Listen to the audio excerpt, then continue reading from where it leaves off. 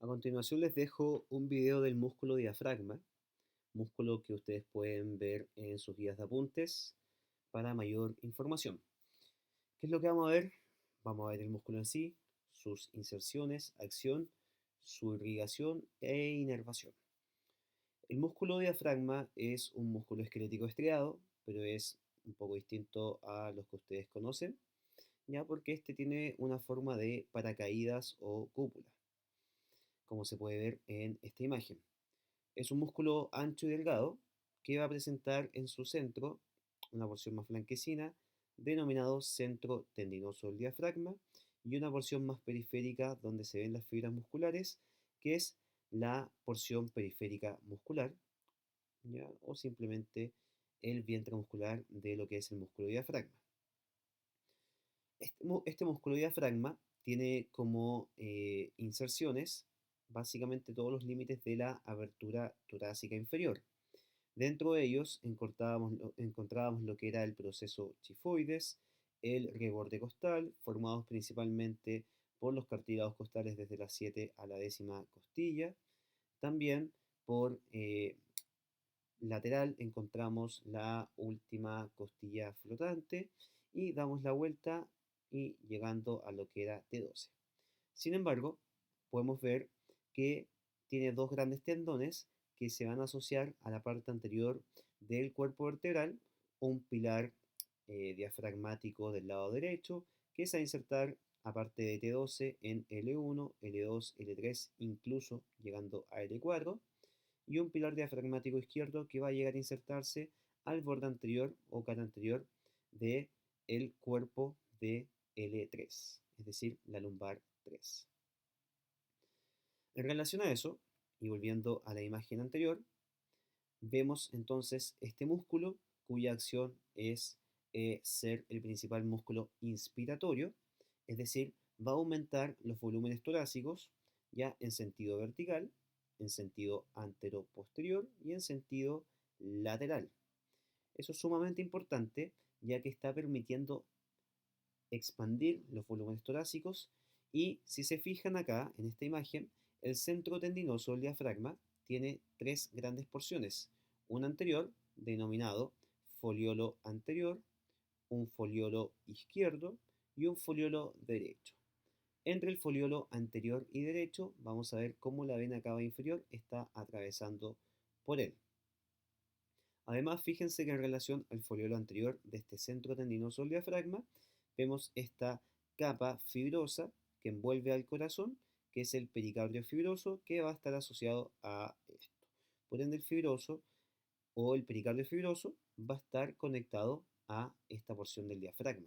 Por ende, cuando el diafragma se mueva o se contraiga, el pericardio lo va a seguir o lo va a acompañar.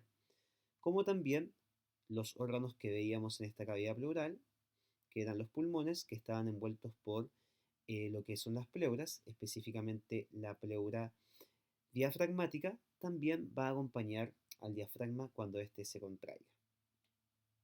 Entonces, ¿qué es lo que pasa? Cuando este diafragma se contrae, va a descender. Y cuando el diafragma desciende, lo va a acompañar tanto el pericardio como la pleura diafragmática. Y esa pleura diafragmática, al acompañarlo, va a hacer que el espacio que hay en la cavidad pleural aumente y por ende la presión en su interior, la presión intrapleural, ¿cierto? Va a estar disminuida, haciendo que los pulmones puedan inspirar o expandirse. En esta imagen vemos dos grandes visiones, una visión superior, en este caso ustedes serían los pulmones o el corazón, donde vemos que el diafragma se ve convexo, mientras que en una visión inferior ustedes serían los órganos abdominales y vemos cómo el diafragma, ¿cierto?, se ve algo cóncavo. Vemos sus puntos de inserción, ¿cierto? Dijimos proceso chifoides, reborde costal, costilla flotante número 12, bien, y finalmente T12, pero a través de sus pilares, pilar derecho llega a la L4 y a través de su pilar izquierdo va a llegar al borde anterior del cuerpo de L3. Bien, además, al insertarse en esta zona lumbar, genera dos grandes arcos tendinosos, algunos autores lo consideran como ligamentosos, bien, que es un arco medial del diafragma y un arco lateral del diafragma. ¿Para qué sirven? Los vamos a ver en abdomen con mayor precisión, pero es el lugar de anclaje para el músculo psoas mayor y el músculo cuadrado lumbar, dos músculos que cierran la pared posterior de abdomen. En relación a este arco tendinoso medial va a estar el músculo psoas mayor y en relación a este arco tendinoso lateral va a estar el músculo cuadrado lumbar. Fíjense que también este diafragma va a estar perforado por lo que es estas tres estructuras principales que van atravesando desde la cavidad torácica hacia la cavidad abdominal. El primero de ellos, y que está hacia el lado derecho, es la vena cava inferior. Y si vemos este corte sagital, vemos cómo la vena cava inferior, si proyectamos una línea imaginaria horizontal hacia posterior, va a coincidir con T8. Por lo tanto, hablamos que el orificio en la vena cava inferior va a estar a la altura del nivel vertebral de T8. Y ojo que no solamente va a pasar la vena cava inferior, sino que también va a estar acompañado de las ramas abdominales del nervio frénico.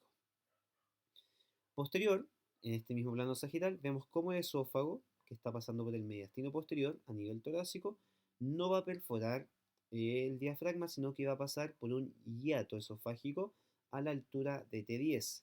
Y pegado al esófago siempre van acompañados los nervios vagos derecho e izquierdo. Bien, en este caso, acá se ve el esófago desde esta visión superior y en esta visión inferior no se ve el esófago, pero sí se ve este hiato esofágico que se va a formar por la porción muscular de este músculo diafragma y por eso no es un agujero completamente como lo es el de la vena cava inferior. Fíjense cómo asociado acá a la vena cava inferior va pasando las ramas eh, frénicas de este nervio frénico. Y finalmente, en este plano sagital vemos cómo la aorta torácica o descendente, ¿cierto? Torácica desciende, atraviesa el diafragma, convirtiéndose en esta aorta descendente abdominal y lo hace a la altura de T12 entre ambos pilares diafragmáticos, derecho e izquierdo, pegado a la columna vertebral. Y también lo acompaña lo que es el conducto torácico. ¿Quién inerva el músculo diafragma para que éste se contraiga? Este nervio que estamos viendo acá a continuación, que es el nervio frénico, que se asocia bastante bien a lo que es anterior, a lo que es el músculo escaleno anterior. Este músculo, bien, pasa por delante del escaleno anterior, bien, pasa por detrás de esta vena subclavia y luego se mete a esta cavidad y se asocia con lo que es la vena cava superior. De hecho, se acomoda al lado derecho de la vena cava superior y el pericardio del lado derecho de este corazón, dando ramas ciertos superiores para inervar al diafragma y otras ramas abdominales que van a acompañar a la vena cava inferior y van a inervar por inferior a este músculo diafragma. Además de inervar al músculo diafragma, este nervio frénico lo que hace es inervar, como acá está asociado al pericardio, inerva el pericardio y también envuelve a la pleura específicamente mediastínica de el pulmón, a la pleura bien específicamente parietal.